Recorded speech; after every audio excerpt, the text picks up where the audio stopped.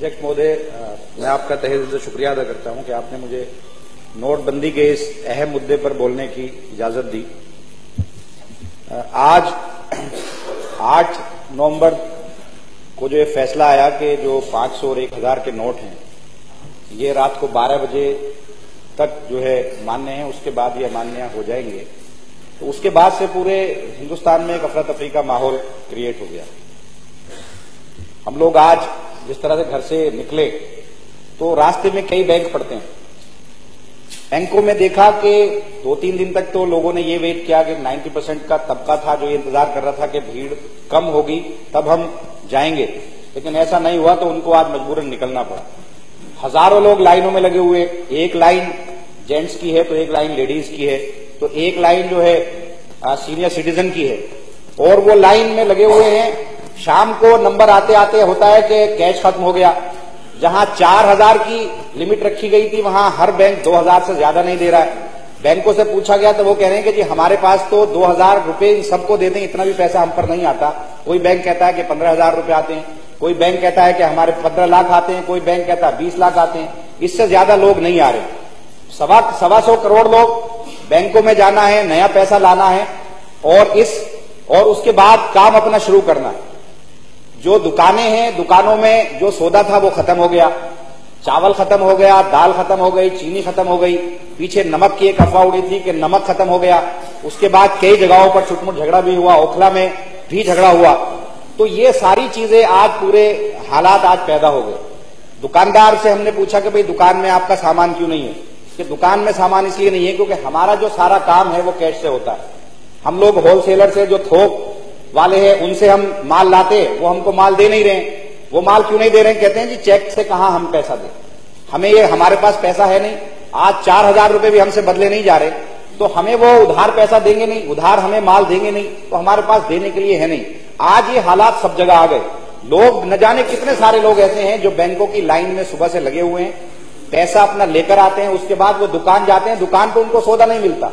अगर कहीं दुकान पे सौदा भी मिलता है तो 2000 का नोट कोई बदलने को तैयार नहीं है। तो ये एक सिचुएशन आज पूरे हिंदुस्तान में ये सिचुएशन बनी हुई है। दिल्ली में सिचुएशन बनी हुई है। मेरे पास आज सुबह में एक महिला आई कि मेरी बच्ची की शादी है 20 तारीख को, मेरे पास पैसे नहीं है, आप ये बताओ कि मैं कैसे शादी करूं अपनी बच्ची की। तो मैंने कहा भाई आप लाइन में लग जाओ, 4000 रुपए वहां मिल रहे हैं।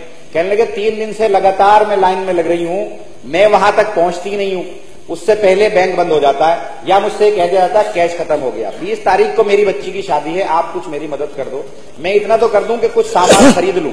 ऐसे हालात आ गए कि शादी लोग नहीं कर पा रहे। अभी एक वीडियो वायरल हो रहा है व्हाट्सएप के अंदर, मेरे ऊपर भी वो एक वीडियो आया कि एक बच्ची की शादी थी, 1 हफ्ते बाद वो ऊपर खड़ी हुई, 7 मंजिल से कूद गई और उसने अपनी जान दे दी। ये एक वायरल हुई है वीडियो, कल मेरे पास आई, मुझे बड़ा दुख हुआ उसको देख करके। बड़े सारे लोग अस्पतालों में जा रहे हैं। जेटली जी ने कह दिया कि जी आप अस्पताल के अंदर जो प्राइवेट हॉस्पिटल है वहां चेक से आप अपना भुगतान करें। तो क्योंकि जेटली तो एक बड़े अमीर आदमी, उन्हें तो पता नहीं है। अगर एक आदमी वहां पर अपना इलाज कराया उसने, तो वो चेक से कैसे पेमेंट कर सकता? एक आदमी बंगाल से आया, बिहार से आया या आसाम से आया, उसने अपने पेशेंट को एडमिट किया, पेशेंट का इलाज हुआ, उसके बाद आप चेक कैसे ले लेगा कोई भी हॉस्पिटल?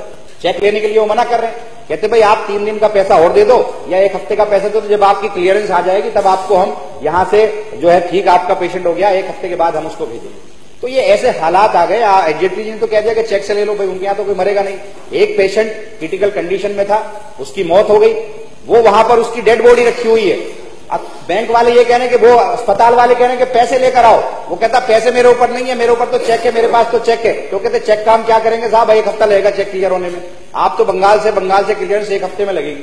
तो 1 हफ्ते तक क्या वो जो है अपने मरीज, वो जो अपना बॉडी है उसकी डेड बॉडी को अस्पताल में रखे? ये ऐसे हालात आ गए आज मुल्क के अंदर, समझ में नहीं आ रहा।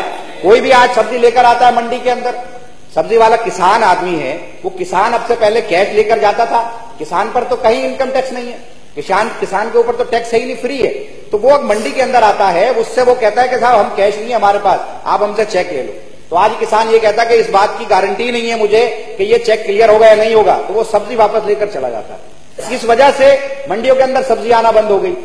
वहां पर रिटेलर जो है जा रहा है, उसको पेमेंट देने के लिए तैयार नहीं है। तो ये पूरे मुल्क के अंदर एक हालात आज ये पैदा हो गए, लोग आज भूखे मर रहे हैं। लाइनों में लगे हुए हैं। मेरे पास आज सुबह जो है 4 लोग आए, 4 मजदूर थे जो राजमिस्त्री का काम करते हैं। कहते कि 1 हफ्ता से हमारे पास कोई काम नहीं है, हमारे बच्चे भूखे हैं, हमें उनके खाने के लिए कुछ दे दो। तो हमारे पास भी कुछ नहीं है, हम भी बैंक में लगते हैं, हमें भी नंबर नहीं आता। तो आज ये हालात पैदा हो गए। क्या दिखाना चाहते थे ये नरेंद्र मोदी जी? नरेंद्र मोदी जी ने जो आज कहा कि जो भी पैसा है वो सारा ब्लैक मनी है, बैंकर जो भी पैसा है वो सारा जो है लीगल है। इन्होंने कहा कि 3 दिन के अंदर, 3 दिन की जो बैंकों के अंदर जो पैसा जमा हुआ है, 3 लाख करोड़ रुपया पैसा जमा हुआ है 3 दिन के अंदर, और सिर्फ 50,000 करोड़ जो है वहां से निकाला गया। 2.5 लाख करोड़ रुपया बैंक के अंदर जमा हो गया। अब से पहले जो इनके जो 10 लोग हैं, जो 10 बड़े बड़े सेठ हैं, जो इनके दोस्त हैं, उनके ऊपर 8.5 लाख करोड़ रुपया उन पर बकाया है बैंकों का। आप उसी को निकाल लेते तो ये नौबत तो नहीं आती। आज वो कह रहे हैं कि कल मैंने सुना टीवी के अंदर लोग कह रहे हैं, इन्हीं के जो लोग हैं बीजेपी के लोग बैठ रहे हैं वहां पर, कह रहे हैं कि देखो जी अब 3 दिन के अंदर 3 लाख करोड़ रुपया जो है आ गया, अब हम आगे जो है लोन दे सकते हैं। ये लोन किसको देंगे? उन्हीं लोगों को जिनके पास 8.5 करोड़ 8.5 लाख करोड़ पहले से है। हमारा हलाल की कमाई है, हम इनकम टैक्स देते हैं। आपने कहा कि बैंक के अंदर पैसा जमा करो, हमने जमा कर दिया, तो क्या आप उसको आप लोन में दे दोगे? आपने कंडीशन लगा दी कि आप 4,000 से ज्यादा ले नहीं सकते। 4 भी नहीं मिल रहा, 2 मिल रहा है, वो भी लंबी लंबी लाइन है। तो जो मेरा अपना पैसा है, जिस पर मैं टैक्स देता हूं, आप वो कैसे आगे लोन में दे सकते हो? तो ये एक चीज है, हमारी कुछ समझ में नहीं आ रहा कि नरेंद्र मोदी जी ने यह फैसला क्यों लिया, किसको बचाने के लिए फैसला लिया। आप जब इलेक्शन जीत कर आए थे, इलेक्शन जीतने के बाद आपने कहा था कि 100 दिन का मुझे टाइम दे दो, मैं जो भी स्विस बैंक के अंदर जो भी ब्लैक मनी है उसको मैं निकाल कर लाऊंगा। आप वहां से तो निकाल कर लाए नहीं। आपने यहां के जो लोगों का जो हलाल की कमाई थी, जो जायज कमाई थी, जो मेहनत की कमाई थी, आपने उसको निकालना शुरू कर दिया। अभी अरविंद जी ने कहा कि जो कैश का जो कारोबार है वो कहां से इलीगल हो गया, कहां से वो काला काम हो गया, कहां से वो काला बाजारी हो गई। वो तो कैश के काम करने की इजाजत है। अगर ये 2000 के नोट भी आएंगे तो ये भी कैश में ही लोगों को देंगे। तो अब से पहला पैसा कैसे हो गया वो नाजायज? और ये सारी चीजें आज पूरे मुल्क के अंदर है। मुल्क जो है इस वक्त जो है वबा में फैला हुआ है, फसाद की हालत में है। दुकानें लुट रही हैं, लोग दुकानें लूट रहे हैं, नमक की वजह से दुकानें लुट रही हैं, मॉल लुट रहे हैं। इस सारे हालात में लाने वाले नरेंद्र मोदी जी और ये बीजेपी सरकार है। इनके लोग मीडिया पे जा रहे हैं। कंक्लूड करिए माननीय, कंक्लूड करिए प्लीज।